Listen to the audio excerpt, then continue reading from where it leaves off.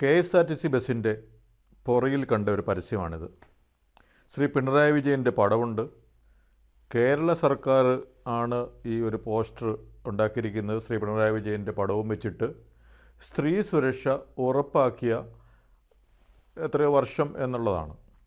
അത് ആലപ്പുഴ ഏരിയയിലുള്ള ഏതോ ഒരു സ്ത്രീ അത് കണ്ടിട്ട് അത് പകുതി കീറിക്കളഞ്ഞെന്ന് തോന്നുന്നു. കാരണം ഇതുവരെ ഇദ്ദേഹത്തിന് സ്ത്രീ സുരക്ഷ ഉറപ്പാക്കാൻ പറ്റിയിട്ടില്ല എന്നുള്ളത് ആ കണ്ട സ്ത്രീക്ക് മനസ്സിലായി കാണുമല്ലോ. അപ്പം ഇദ്ദേഹം പറഞ്ഞിരിക്കുന്നു സ്ത്രീ സുരക്ഷ ഉറപ്പാക്കിയ ഏതോ വർഷം. അപ്പം നമുക്ക് നോക്കാം, ഈ പിണറായി വിജയൻ 2016 മുതൽ കേരളത്തിൽ ഇങ്ങനെ ഭരിച്ചുകൊണ്ടിരിക്കുകയാണല്ലോ. അപ്പം ഇദ്ദേഹത്തിൻ്റെ പടവും വെച്ചിട്ട് കേരള സർക്കാർ ആണ്, ഈ കേരള സർക്കാരിൻ്റെ തന്നെ ഈ വണ്ടിയിൽ ഈ പടം ഒട്ടിച്ച് നാട് നീളെ എല്ലാവരെയും കാണിച്ചുകൊണ്ടിരിക്കുന്നത്. അപ്പം വിവരമുള്ള ഏതോ ഒരു സ്ത്രീ, ഇദ്ദേഹം പറയുന്നതിൽ കാര്യമില്ല എന്ന് മനസ്സിലാക്കിയ വിവരമുള്ള സ്ത്രീ അത് കീറിക്കളയാൻ നോക്കി. അപ്പം ഇദ്ദേഹം ഏത് സ്ത്രീകൾക്കാണ് സുരക്ഷ ഉറപ്പാക്കിയത്? ശബരിമലയിലേക്ക് ഒന്നോ രണ്ടോ സ്ത്രീകളെ ഹെൽമെറ്റൊക്കെ വെച്ചിട്ട് അദ്ദേഹത്തിൻ്റെ നിയന്ത്രണത്തിലുള്ള പോലീസിൻ്റെ സംരക്ഷണമൊക്കെ കൊടുത്ത് അവർക്ക് സുരക്ഷ ഒരുക്കിയിട്ടുണ്ട്. തീർച്ചയാണ്, ശബരിമലയിലേക്ക് സ്ത്രീകളെ പ്രവേശിപ്പിക്കാൻ വേണ്ടിയിട്ട് ആ സ്ത്രീകൾക്ക് സുരക്ഷ ശ്രീ പിണറായി വിജയൻ നൽകിയിട്ടുണ്ട് ഒരു വർഷം. അത് അദ്ദേഹം സ്ത്രീകൾക്ക്, പക്ഷേ എല്ലാ സ്ത്രീകൾക്കുമല്ല, ശബരിമലയിലേക്ക് കയറണമെന്ന് പറഞ്ഞ് അവർ കുറേ പേരെ ചട്ടം കെട്ടി അതിന് ഒരു ആചാര ലംഘനം നടത്താൻ വേണ്ടി ശ്രീ പിണറായി വിജയൻ നടത്തിയ ഒരു പരിപാടിയാണ് ആ സ്ത്രീ സുരക്ഷ എന്ന് പറയുന്നത്. പിന്നെ ആർക്കാണ് അദ്ദേഹം സ്ത്രീ സുരക്ഷ ഉറപ്പാക്കിയത്?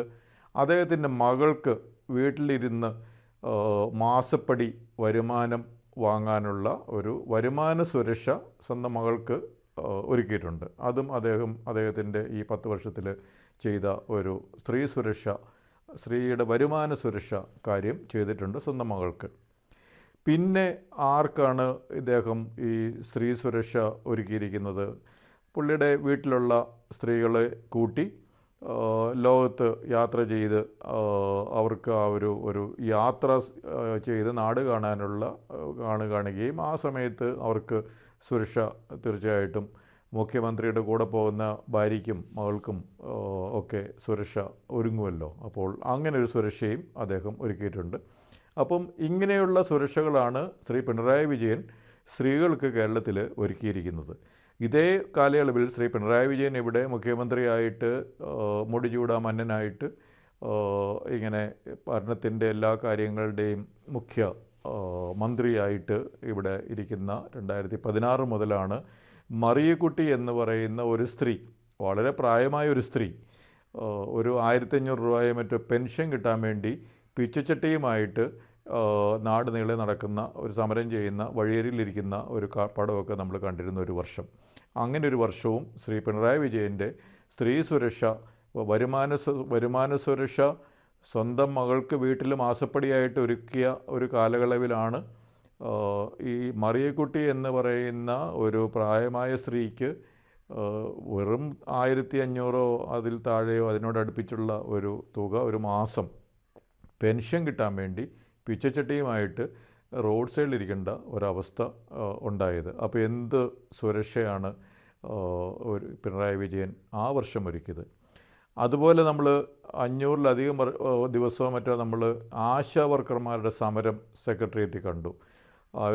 അവർക്ക് പല പല കാര്യങ്ങൾ, വരുമാന സുരക്ഷയും അല്ലാത്ത കാര്യങ്ങളും, കാരണം അവർ വീടുകളിൽ കൂടി കയറി ഇറങ്ങി നടക്കുന്ന സ്ത്രീകളാണ്, തന്നെയാണ് നടക്കേണ്ടത്. അപ്പോൾ അവർക്ക് അറ്റ്ലീസ്റ്റ് വരുമാന സുരക്ഷയെങ്കിലും ഒരുക്കുക എന്നുള്ള ഒരു ആവശ്യവുമായിട്ട് ശ്രീ പിണറായി വിജയൻ്റെ ഓഫീസ് ഇരിക്കുന്ന സെക്രട്ടേറിയറ്റിൻ്റെ മുമ്പിൽ സത്യാഗ്രഹം കിടക്കാൻ തുടങ്ങിയിട്ട് പല പല തരത്തിലുള്ള സത്യാഗ്രഹങ്ങൾ ശ്രീ പിണറായി വിജയൻ എന്ന് പറയുന്ന സ്ത്രീ സുരക്ഷ ഒരുക്കുമെന്നും പറഞ്ഞ് നടക്കുന്ന ഇദ്ദേഹത്തിൻ്റെ ശ്രദ്ധ കിട്ടാൻ വേണ്ടിയിട്ട് അവർ ശ്രമിച്ചു.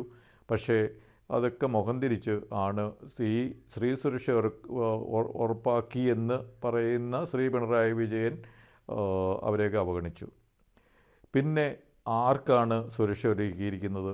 അതുപോലെ ഇദ്ദേഹത്തിൻ്റെ ഈ സ്ത്രീ സുരക്ഷ യുടെ ഒരു ഭാഗമായിട്ടാണ് ഒരു ആശുപത്രിയിൽ ഒരു വളരെ പ്രായം കുറഞ്ഞ ഒരു ലേഡി ഡോക്ടർ കുത്തി കൊല ചെയ്യപ്പെട്ടു.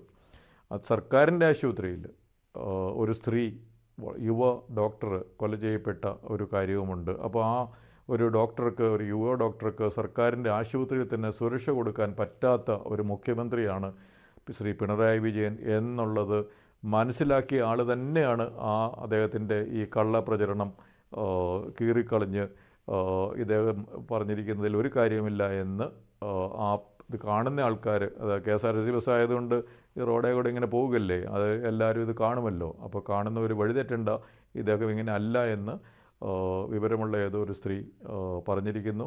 ആ സ്ത്രീക്ക് തീർച്ചയായിട്ടും അഭിനന്ദനങ്ങൾ.